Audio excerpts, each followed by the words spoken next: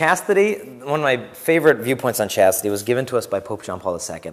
And he said, chastity can only be thought of in association with the virtue of love. You can't understand chastity unless you understand love. Otherwise, it looks like repression or prudishness. What chastity is a virtue, like courage or honesty, that applies to your sexuality. And it means that you have the strength to use your gift of sex according to God's designs. So I'm a married man. I need to practice chastity with my wife. Honestly, in marriage, people think abstinence ends in marriage. It doesn't. You know, abstinence must happen within marriage, whether for health reasons, or she's tired, or she's sick, or you're traveling, or this. You need to know how to be abstinent within marriage. And people don't even think about that. They think, well, once you get married, you know, it's just whatever you want, whenever you want. No, no, no. You know, and I think for me, one of the best preparations for sexuality within marriage was 27 years of abstinence prior to marriage. Because I learned, hey, I can express love to women without implying something sexual constantly. And so I think it develops our abilities to love. And the world doesn't get it at all. Chastity confuses the world just beyond recognition. I mean, the whole concept, why would you wait?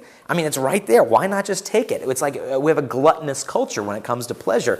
And when my wife and I were engaged, we got a phone call from the BBC, and they wanted to do a documentary on our engagement because they thought it was so bizarre. You know, as a couple, they're engaged, they're still not having sex. And the show that we were on was called Anna in Wonderland. And what this was is a show where a woman from England goes around the world visiting bizarre cultures. And our show was on this bizarre culture of a couple not having sex, and they're going to get married soon.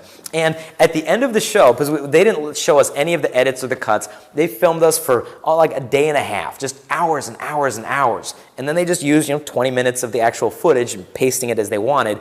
And the best thing that I think sums up their attitude is at the end of the show, it said, well, thank you for joining us this week. Next week, join Anna in Wonderland as she visits a colony of vampires. What?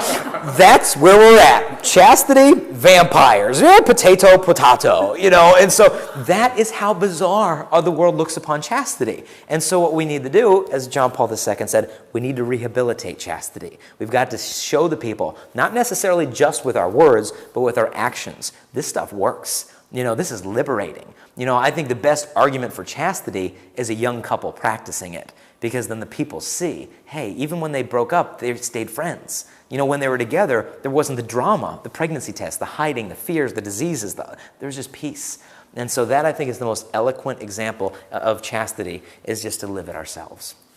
So you had mentioned the point about how chastity is good practice for sexuality within marriage, but some people are saying exactly the opposite.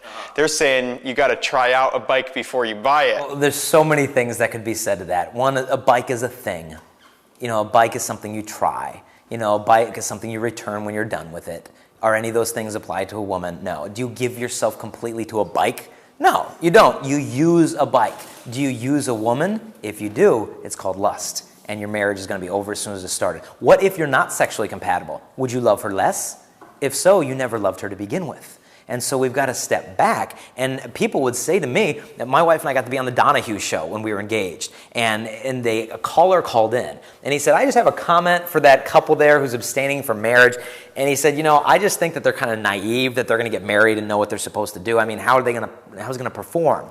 And we laughed. Because, perform. I'm not going to have Simon and Paula Abdul on my honeymoon, saying I give them 4.25 stars, or Simon will say, oh, there's miserable performance. No, this is not a performance. This is a gift of self. I'm not performing for anybody. I'm giving myself to you. And chastity teaches you to give yourself to another in a sacrificial way. And that is the essence of marriage. My wife and I have the rest of our lives to figure out how to please each other in a romantic, loving way when it comes to our sexuality. And so to think that if I just learn enough techniques, I'll be a better gift to you. That's like saying if I chew on a piece of gum before I give it to you, you're going to be more impressed because the gift is so experienced. You're like, nope, fresh piece, please, thank you. And that doesn't mean if we've lost our virginity that all is lost and we have less value. Absolutely not. I think one of the most evident examples of that, I've seen someone take a $20 bill and say, do you want this? Oh, yeah. And then they crumple it up. Now do you want it? Well, yeah. Drop it on the floor. They spit on it. They jump on it. Now do you want it?